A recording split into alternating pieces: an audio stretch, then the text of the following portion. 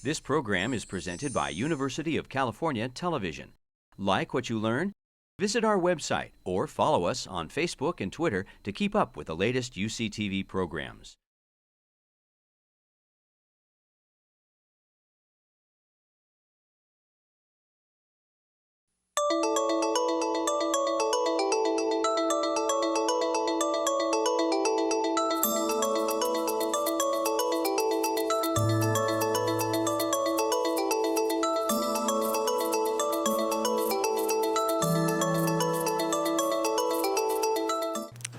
So to kick off today's program, I'm going to introduce Dr. Fries. I'd like to spend a little bit of time talking about every speaker. Dr. Fries, to me, is a consummate transplant surgeon, a tireless worker who just loves operating and can't stop transplanting. And remember one time, he had transplant back to back to back, and he said, I'll be happy if I do 2 more this week. So, and he's also, one of our favorites in terms of being on call together for liver transplant inpatient service. And he's also very active doing research. He is a key member and a site PI for the NIH-funded A2ALL consortium on live donor liver transplantation. And Chris is going to enlighten us with the experience of A2ALL, what we can learn from the live donor experience. Chris. Well, thank you, Francis. It's always a pleasure to get to hold the podium for a brief time. So I was putting together my slides, I realized just how extensive this research effort has been with the A2ALL group that, as Francis mentioned, I've been part of now for actually over a decade. And I'm going to try and go through some of our findings that have been, I think, the most significant findings over the last decade, and try and do this in 20 minutes. So hold on to your seats here. It's going to be a little bit of a wild ride. Okay. So for those of you who don't know, the A2ALL study is an NIH-funded consortium of 9 transplant centers. Originally, it also had funding from HRSA and the ASTS, and really was broken into 2 phases. The original study had 9 centers that had some experience with living donor transplant, and went from 2002 to 2009, and then beginning in 2009 was the A2ALL-2 study, which had 2 new centers, one of them being Toronto, which is probably the busiest living donor transplant center in North America. And really the purposes of the study were several. One was to look at outcomes of recipients and specifically look at some subgroups, patients with hepatitis C and hepatocellular cancer. And probably more importantly, at least when the study was initiated, to really try and determine the safety of this procedure for living donors. And of course, this was after the initial donor death in this country in New York. So I think the federal government got very anxious about making sure that this new procedure, which was very new at the time, is going to be safe for the public.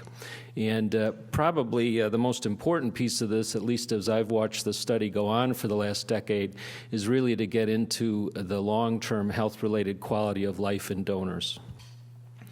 So our initial efforts at studying this situation really involved collecting all of the 9 centers' experience up to the point of when the study first started in 2002.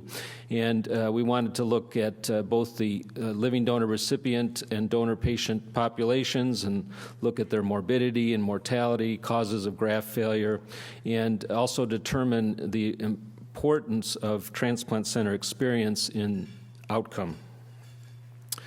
So in the initial cohort, there were 820 patients who had transplants between 198 and 2003, and of those, almost 400 had received living donor transplants, so a fairly robust sample size. And we looked at a lot of different variables. Again, most of this was done with retrospective chart review initially. And you can see the experience at the different centers, which sort of mirrors what the national experience was, and the 9 centers represented about 1/3 of the activity that was going on in the country at that time in terms of living donor transplant. And the first thing that was very obvious was most centers were transplanting patients with lower MELD scores. You can see the great majority had MELD scores between 11 and 20. In terms of the graft characteristics at that time, which again we're talking the late 1990s, early 2000s, the majority of centers, almost all really, were doing right lobes and very good sized right lobes. So the issue of small for size syndrome, which was actually a fairly rare event in that early experience. And the first important piece of data that we got out of this review is that patient and graft survival actually were quite good, and we had follow-up at that point out to as long as 4 years. And really this is superimposable, at least in terms of patient survival, to a deceased donor graft. So that was reassuring that we were doing at least as well as deceased donor transplant.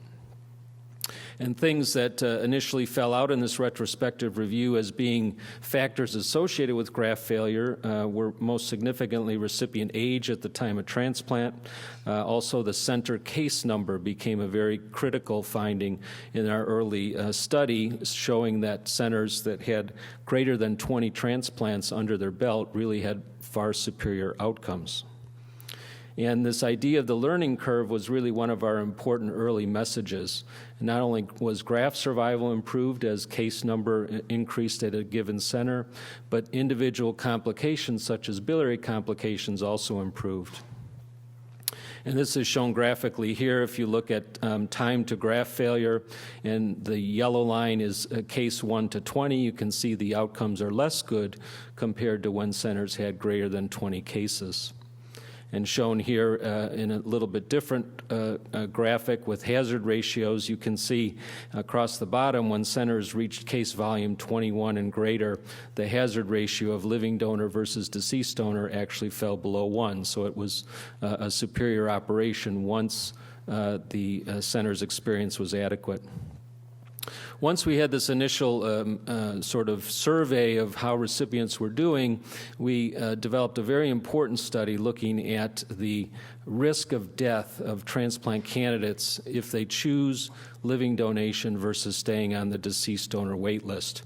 And to do this study, we actually had, again, a cohort of patients that included not only recipients of living donor transplants, but also patients who had a living donor identified but never went on to have a living donor transplant. So patients who were enrolled in this study had several different potential fates. One is they could die on the wait list. One is they could receive a deceased donor transplant either before their living donor transplant was happened or later on in time. And then the third potential outcome is to receive a living donor liver transplant.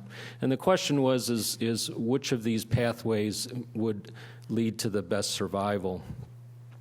And again, in this cohort of nearly 800 patients, some of whom received deceased donors, some who received living donors, and some who remained on the list, you can see that 23% of those patients died. So death on the wait list and even death from both types of transplants was still fairly significant. But the important message was twofold. One, the overall mortality in patients who received a living donor versus a deceased donor was similar.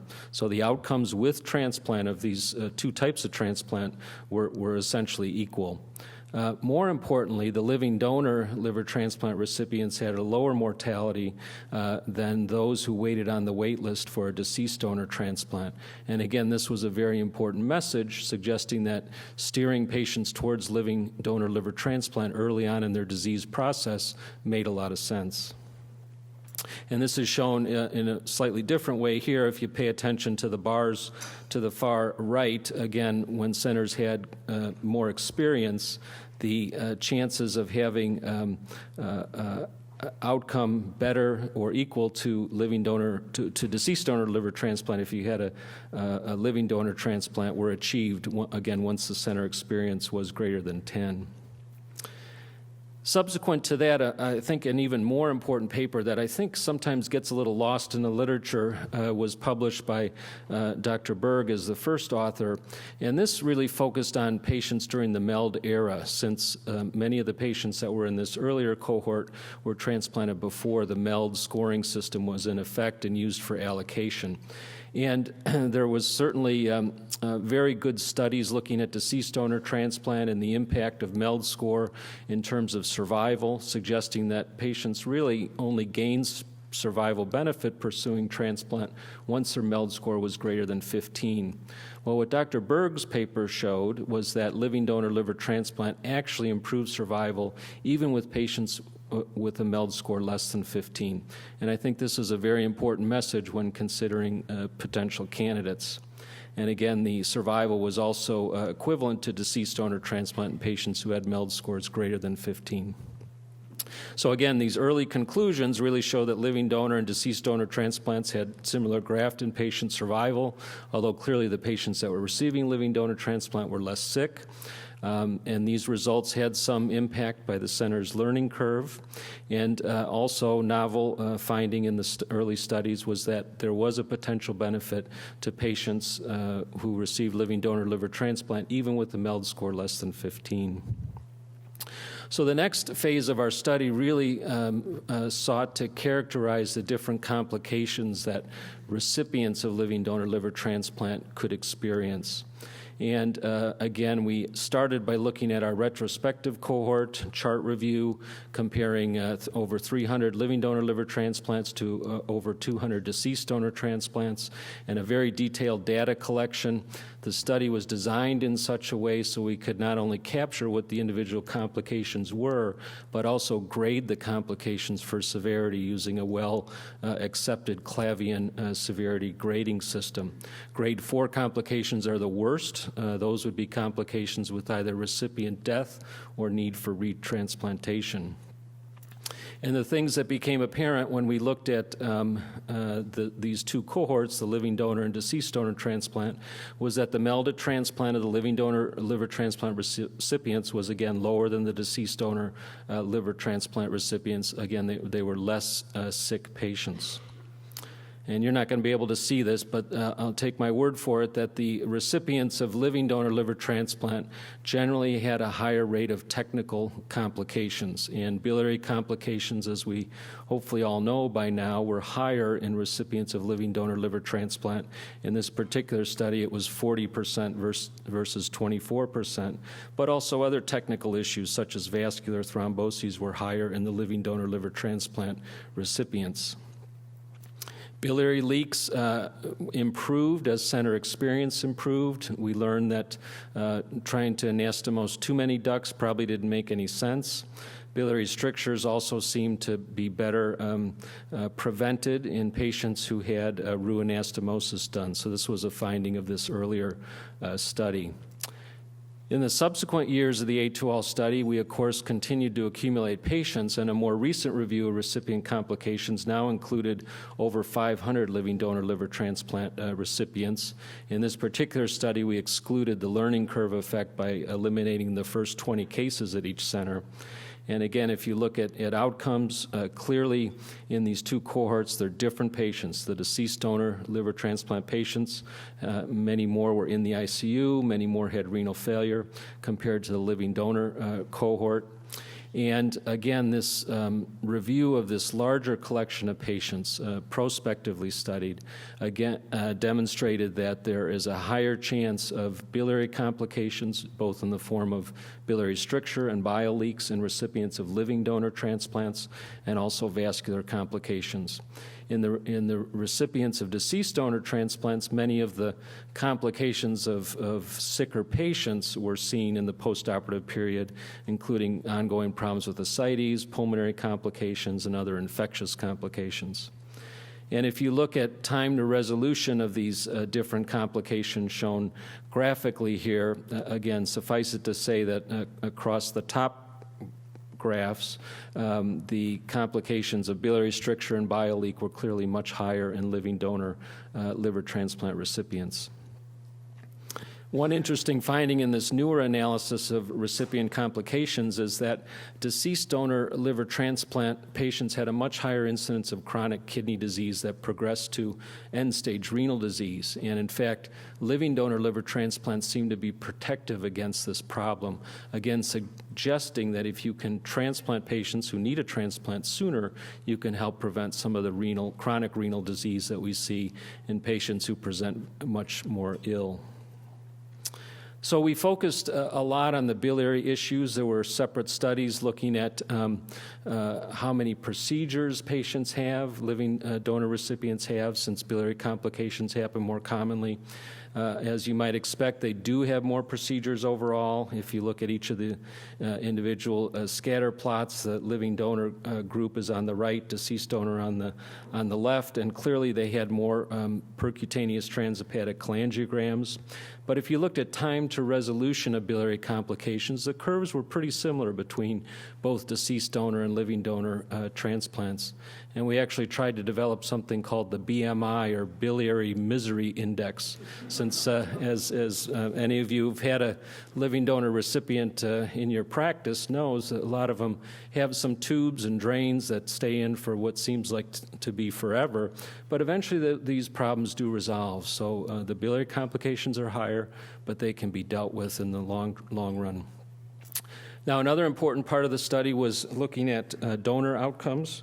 And again, our initial experience was looking at a retrospective cohort. We had about 400 patients in this particular cohort. You can see the average age was about 37. Most of them were biologically related to their recipient.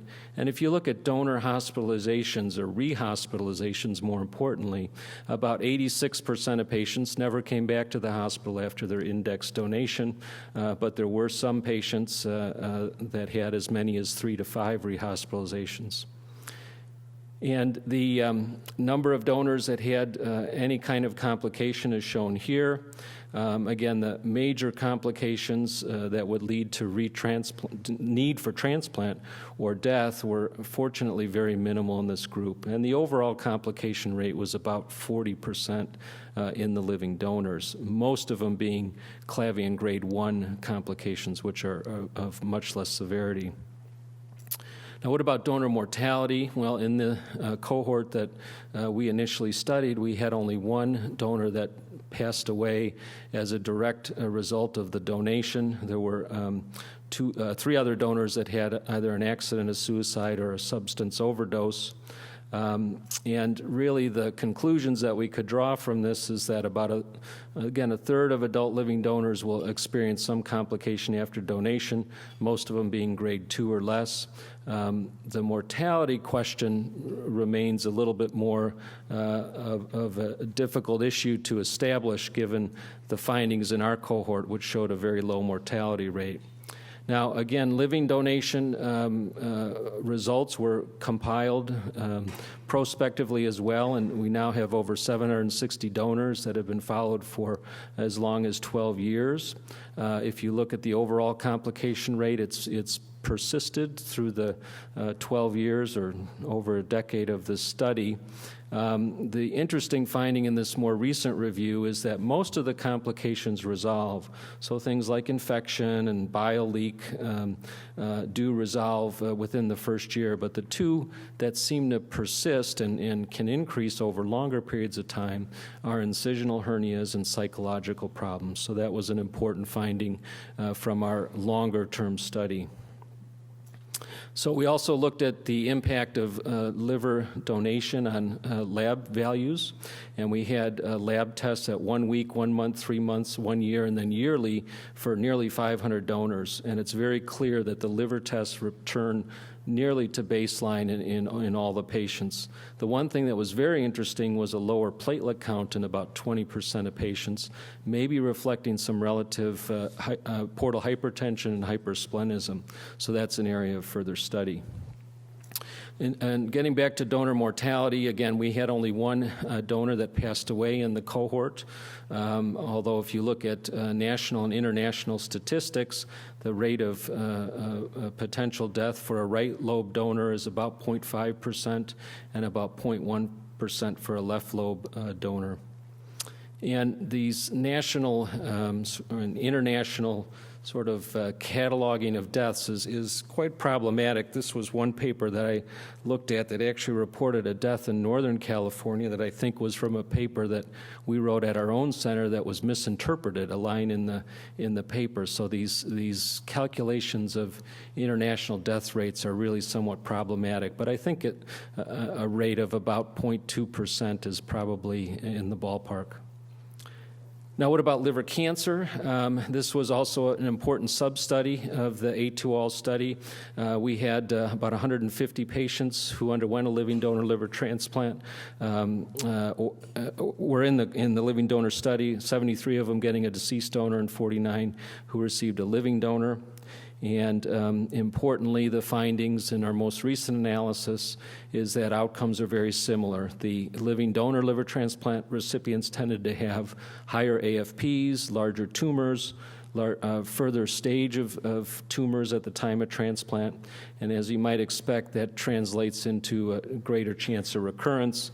And of course, on explant pathology, the clinical findings were confirmed that the living donor recipients had larger tumor nodules.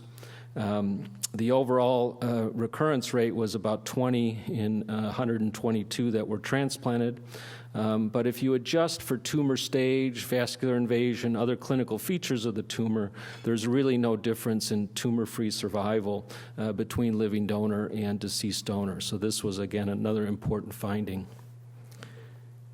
Predictors of HCC recurrence were pretty much what you would expect: larger tumors, vascular invasion, and patients with more nodules on their explant.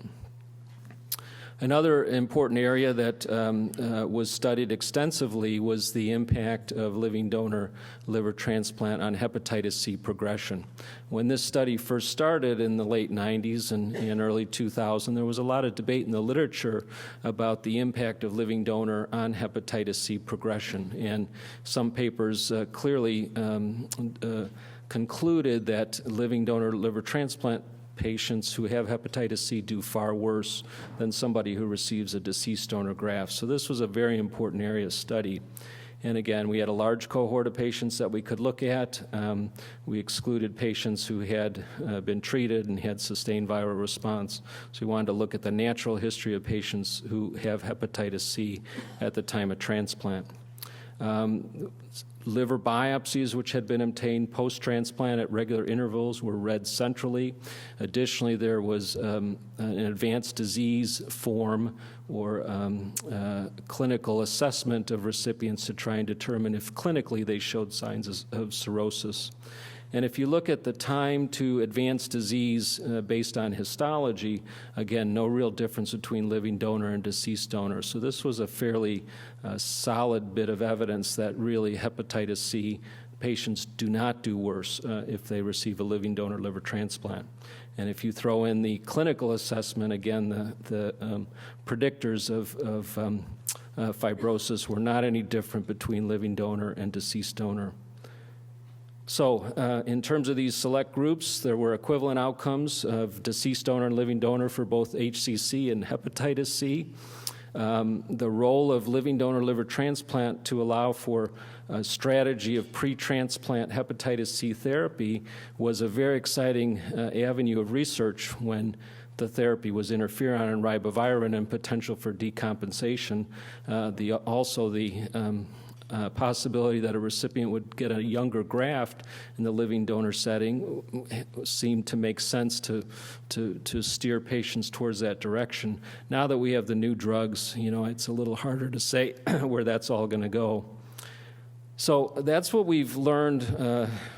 I think the key messages, what I think we'll be hearing more about from the A2ALL study are some psychosocial outcomes and health-related quality of life outcomes in the donors. So how well we do with their pain control, there's going to be a nice paper coming out on that, and then several very nice papers on the health-related quality of life.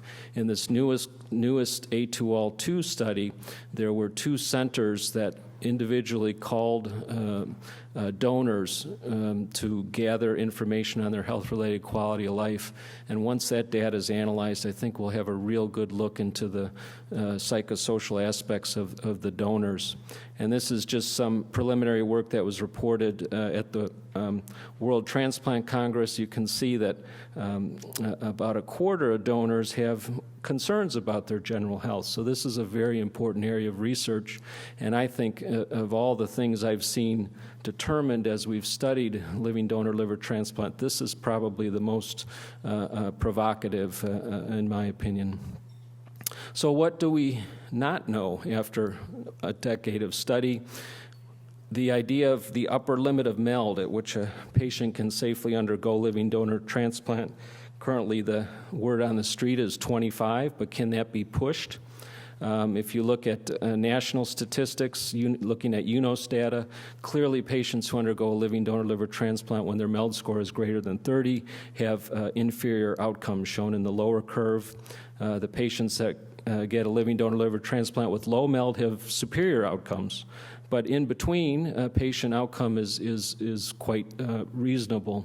And if you look at individual center experience, the same trend seems to hold. Once you get up to MELD scores over 30, the outcomes are less good. But it does suggest that we could push the envelope in terms of MELD score up to about 30. What about left lobe versus right lobe? The great majority of these patients underwent right lobe transplant. At UCSF, Dr. Roberts and Dr. Asher, the surgical leaders of the program, have been real pioneers in the use of left lobe for transplant. Probably a safer operation for the donor, a little bit more risk for the recipient. And what is the impact of portal inflow modulation? Again, these are all active areas of study. You can see our center's experience here. The recent transplants in the red have primarily been left lobe, so we generally prefer that, all things being equal. And our results are really quite excellent and certainly comparable between the two types of graphs, looking at 1-year survival, the left lobe 88% and 90% for right lobe, and these nearly similar results are maintained out to 5 years. And similarly, patient survival at 1 year, 3 year, and 5 years is also excellent for patients that receive a left lobe. What else don't we know? We don't know what the upper age limit might be for a donor. Any of you have been paying attention to our donor criteria have probably noticed that over the last decade we've gone from a limit of 50 to 55 and now it's 60. I just read a report of a center that did a donor at age 76. So how high can we go is an unknown. And lastly, and probably most importantly, after a decade, can we stand back and answer who are the ideal patients? And we argue about this all the time when we have our NIH meetings. How are we going to increase living donor liver transplant case volume? The volume has remained fairly stagnant over the last decade, despite many papers showing the advantages of living donor. And how do we best inform patients and outside referring physicians about these complex decisions? And here graphically is shown the number of living donor liver transplants over the last decade. You can see the spike up to almost 400 just before the A2ALL study started, and it's been fairly stagnant since then. The number of centers that are doing more than 10 transplants is fairly limited. In 2013, there were only 7 centers nationally doing more than 10 transplants. So again, it hasn't caught on the way the studies that we have done suggest that it should.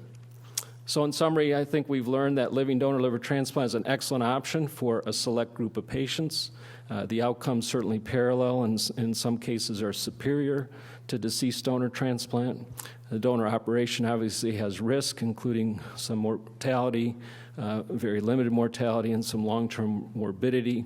And fortunately, there's still a lot of room for more research and technical advances. So I think it's a very exciting field, but it is an option for our patients that I think is only going to grow in the future. So I think I'll stop there.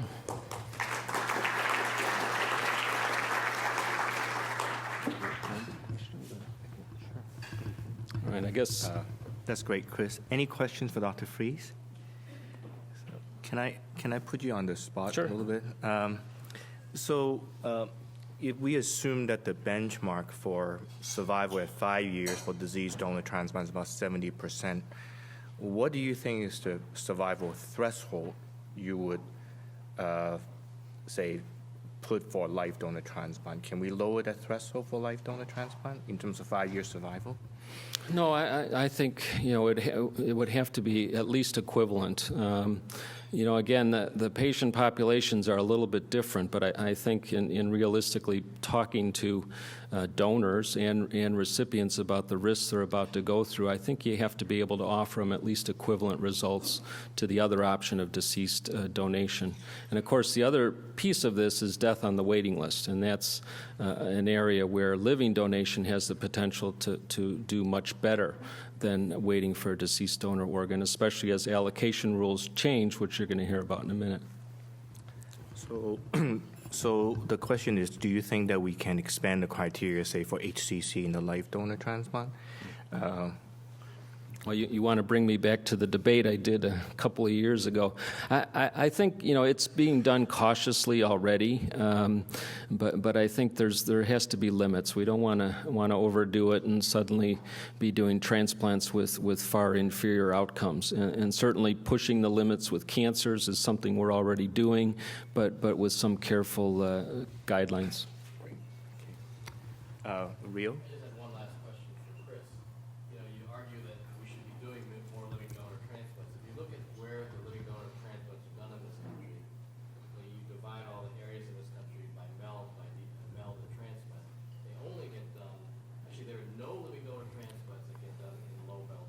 Right. Zero. Right. The only ones that occur actually in this country are in areas where the MELD score is pretty high. Yeah. Do you think that the current environment justifies doing living donor transplants in all those other areas? Well, what I like to think about is the analogy with kidney transplant. In kidney transplant, living donor makes a lot of sense, not only because you can get your transplant when you're healthier and not have to wait many years on dialysis, but the quality of the graft is far superior. And outcomes, if you look at graft half-life, are far superior.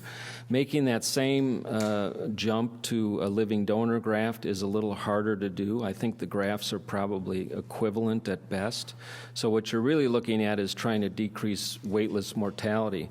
And in areas where you have access to a deceased donor transplant, I don't know that it makes sense to pursue living donor transplant because of this graft quality issue. But obviously in many other parts of the area, ours being one of them, where deceased donor transplant requires a MELD score in excess of 30, the real role of living donor transplant is to try and prevent your patients from getting to that point. And in an ideal world, you would save deceased donor transplants for the patients who have become the most ill. Okay, thank you. Thank you. That was terrific.